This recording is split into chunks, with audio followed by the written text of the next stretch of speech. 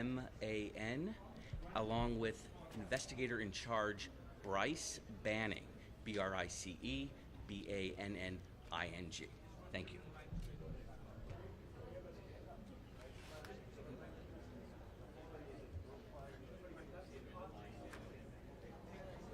You need the stuff.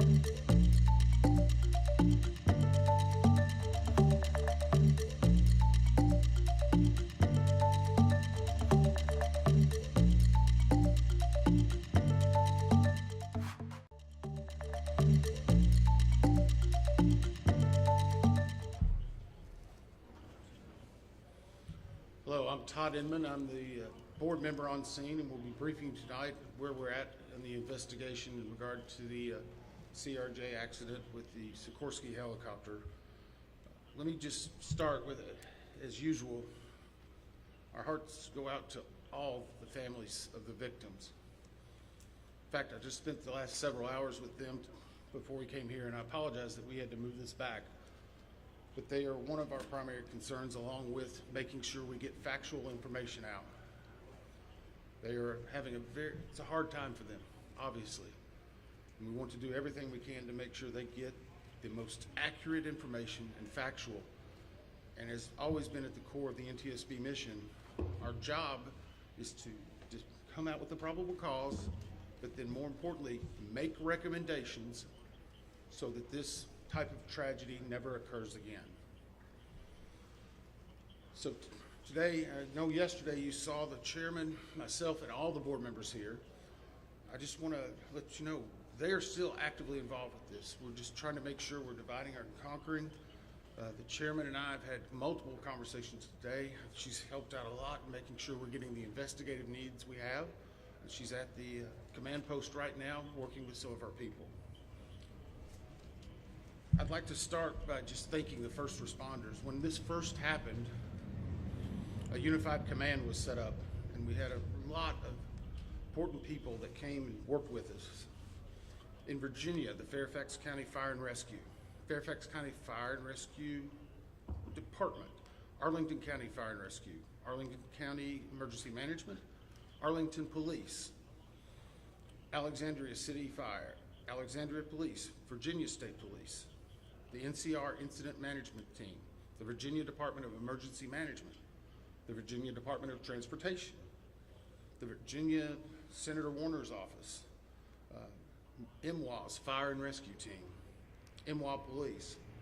A special shout out to every one of them. MWA has been amazing in helping and working with us, and we're truly appreciative. Along with DC Fire and Rescue, just extraordinary taking the lead. Prince William Fire and Rescue.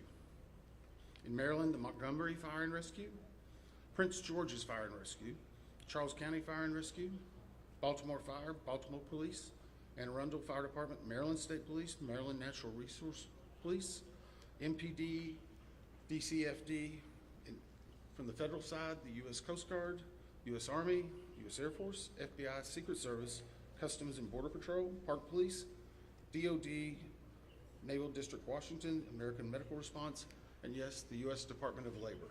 All of those have been amazing partners and are one of the reasons why that this investigation continues to progress the way we want it to. As I said, we did family briefings last night, and today there are over 100 family members that are now in the area receiving briefings, and as part of the legislative requirement, receiving family assistance. They have been briefed by the medical examiner, the fire chief, NTSB chairman, and myself, along with the family assistant unit from PSA Airlines. In regard to NTSB staff, all staff are now on scene that have been requested, and I want to point out one specific staff member, because we're doing a joint NTSB and DOD investigation. The NTSB actually has a Black Hawk certified pilot on staff, on our personal staff, based out of Alaska. Once we realized the dynamics and the intricacies of the Black Hawk, we have brought that member in. They are on scene now, providing direct technical assistance to the NTSB. Now, it does not mean that the DOD is not working and helping with us, but in order to maintain our independence, we have our own Black Hawk certified pilot in the working group for helicopters. Regarding salvage at this point, the Navy Supervisor of Salvage is conducting salvage operations at the current time. Barges are en route from Virginia Beach, and we anticipate them to be on scene early tomorrow morning. After their arrival, they will be secured and located, and then significant salvage operations will continue. They are ongoing right now, but this will be the main lifting.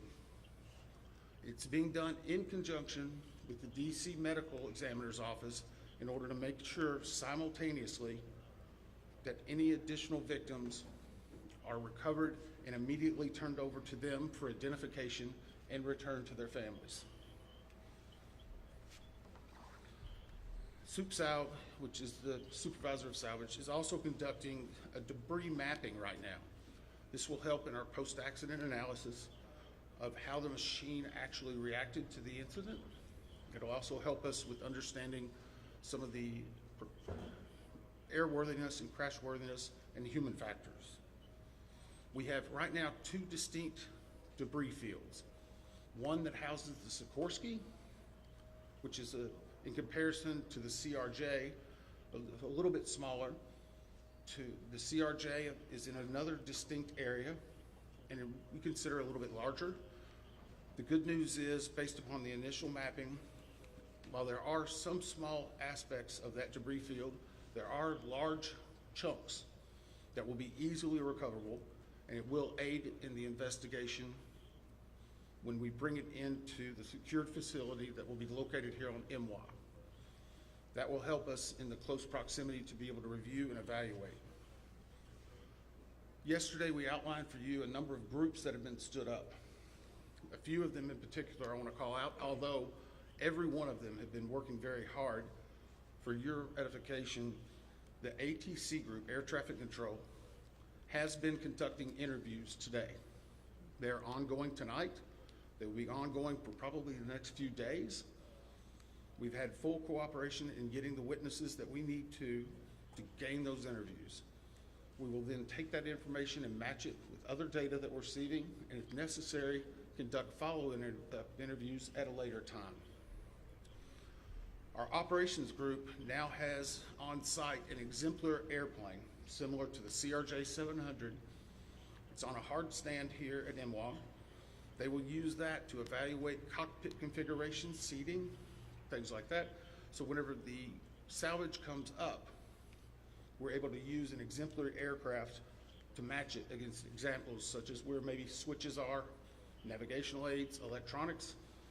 It is almost the exact same configuration as the incident aircraft. I want to clarify one thing. There's been a lot of questions and discussion regarding manifest. Let me make this very clear. The NTSB will not and has not released a manifest. We have not in our history, not in our past. We will not be in this accident. In fact, there's specific congressional language that whenever it is in our possession, it is not available through the Freedom of Information Act. It will not be included in our report. We will not be putting any names of any of the victims. Any release of that information will come from other individuals or groups. Regarding the recorders, as many of you saw last night, we recovered from the CRJ 2 separate recorders. One was a FDFR, that is a flight data recorder. FD. That was actually in what we consider good condition. As part of that process, it was soaked in alcohol overnight. It was then opened today, and we have a high level of confidence that we will be able to get a full download in the very near future. Now, once we do have that download, we will not be releasing immediately the information regarding it. We will have to go through, correct the data sets, make sure they're synchronized. This has approximately up to possibly 2,000 data points. Is that right, Bryce? So all of that has to be synchronized and looked at. It's a very laborious practice. It takes a lot of time. Regarding the CRJ's cockpit voice recorder, once it was recovered and opened, we found that it had water intrusion. That is not uncommon. It is not an unusual event for us to receive a recorder with water intrusion. We deal with that all the time. Our recorders division is one of the best in the country, in the world actually, and we have recorders sent everywhere, so there's a step. The CVR was soaked overnight in ionized water, at which point the team put the CVR into a vacuum oven in order to extract moisture. They are still checking electrical connections to determine if they're ready to try a download. It is one step of many steps that we will take in order to get that data. But we have a very high level of confidence that we will have it. We just have to work through a number of steps. Lastly, on recorders, the Sikorsky, where the CRJ has 2 separate recorders, the Sikorsky has a combined cockpit voice recorder and digital flight data receipt recorder. It's in one box. I can report to you now, we have recovered the Sikorsky black box. It is safely at the NTSB headquarters. It will begin an evaluation, just as the other 2 recorders did last night, to determine when and how to take action. I can tell you from a visual inspection, we saw no exterior damage that would indicate that it was compromised at this time. So we have a high level of confidence that we will be able to have a full extraction from that as well. Those are some of the significant updates we have right now. Obviously, we'll be doing some more in the essence of time and making sure our team gets back. I think we're going to be able to take maybe 4 or 5 questions. I'll call on you and I'll repeat it. So we'll try to play that game a little bit, please. Right here. Thank you very much, Bill. Your name and outlet, please. Jonathan Kersley, Chairwoman of Australia. Captain Sally Sullivan was one of the heroes of the incident on the Hudson. He said that we absolutely should be reviewing airspace, not just here, but in other places where there's a complex mix of traffic. Is he right? Is there time for a permanent shift in DC and across the country to keep airspace safe and separate between military and civilian aircraft? So the question for those watching, is it this time now for us to possibly deconflict or change some of the airspace where military aircraft operate with commercial aircraft? I can't give you a definitive answer on that. What I can say is in this incident, it should not have happened. We have in aviation what's called a Swiss cheese approach, wherein if something fails, a backup should catch it. Multiple layers of redundancy.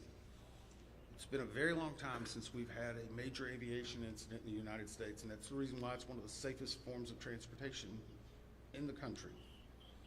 But the only way they do that is by investigating what happens now and then making recommendations in the future. Again, the NTSB has done 100,000 aviation investigations. We've issued 15,000 recommendations. Over 84% have been accepted. Once this investigative report comes out, we will be advocating probably for years for changes that need to be made, but we'll not speculate on what needs to be done until we have the facts. Hey, I'll call on people. Sorry. Member Dave Jefferson from Reuters. Can you talk about how long you think it will take to recover the debris, how long you plan to be at site, and have you got any early data yet off the ATC tapes? I think that was 3 or 4 together. How long the debris will take, how long we'll be on site, and have we gotten any information off of the air traffic control tapes. The debris, we are hopeful once the mapping is done that it will be done in what I will call quick order. I can make no guarantees of that because first and foremost, we need to make every effort and to make sure we're recovering every one of the people that perished in this accident. We'll have some cranes that'll be coming up, and once that happens, you'll see a lot more activity and we'll be moving that in, but I don't want to give you a definitive time. I would say it will start in earnest probably on Sunday, and it will go through next week, and some of that's contingent upon weather and other things. Regarding the ATC tapes, we've received a lot of different information on ATC, and so I'm just going to preempt it. Off-the-shelf software programs are not always as accurate as the data we specifically get from ADSB, from the black boxes. All of that are factors that come into our investigation. So we will not speculate about ATC tapes that you may have heard and seen online or snippets. We are getting the full cooperation that we need to be able to make an accurate assessment and to make sure what we are saying is factual and that it will help and aid in the entire investigation. You? Cooper from Channel 7 in Boston. Is there anything glaring in the videos that we've all seen that will tell you that the pilot in the Black Hawk helicopter made a mistake? The question is, based on the videos, have we drawn any conclusions? We have not. We know that there was a significant incident in which the 2 aircraft collided, a pretty significant fireball. If you will recall, even after the first day, we only had maybe 1 or 2 grainy images that were coming out. We're seeing more and more at this time. So we're still collecting data, but we are not going to opine until we see a lot of other things in there. A couple more? Yes, sir. On team with CNN, how critical is it to interview the controller in the tower cab? And how concerning is it to you the reports that that controller was working 2 positions at the same time? So the question was, how critical are the air traffic control interviews? And basically staffing. So air traffic control interviews are critical. That's the reason why there's a process in place. That began immediately after the accident. It was preservation of that evidence. It was immediately taking down notes, getting logs, all that information. We will go back and look at any air traffic controller that was involved in this. We'll go back and look at their past probably 72 hours, even 2 or 3 weeks. We'll look at their training, their hiring, everything, what they probably ate that day. But it is not one point that tells us everything. It's layered into a lot of other information that's very critical. Regarding staffing, the FAA has had a very robust plan in looking at staffing. Obviously, we'll be looking at not only staffing that day, but progressively staffing. How many people, what job functions they were doing, were they being combined, were they not? What was the weather outside? What was the number of landings? I recall back during COVID, one runway was being used, runway 1, that was the only one. 33, as traffic came back, started being opened up. So we would look at changes in traffic patterns, construction at the airport, all of that. It all paints a very big picture. Can I just follow up on that? Who are you? Sorry. Oh, sorry. We are with APD. Have investigators interviewed air traffic controllers at the airport? The question is, have we interviewed air traffic controllers? Yes. I think I started with, Were they working at the time? sorry. They were working at the time? I'm sorry, the clarification, was it an air traffic controller that was working at the time of the accident? Yes. Yes. Now, I'm not going to speculate, sorry, nope, sorry. I'm not going to speculate. The next question is, was there 1, 2, 3? I don't have the answer for that right now. I know that the controller that was working at the time has been interviewed, and his interviews are ongoing throughout the day. Yes, ma'am, last one.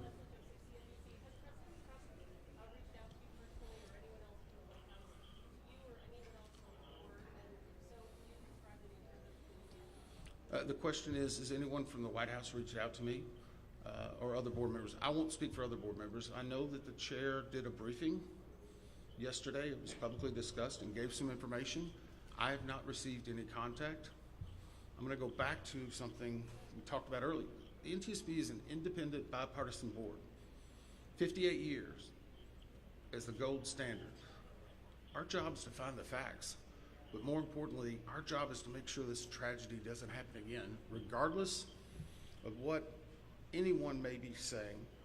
Our investigators never want to see this happen again, and I never want to have to go back and brief another set of family like that. Thank you. Thank you very much.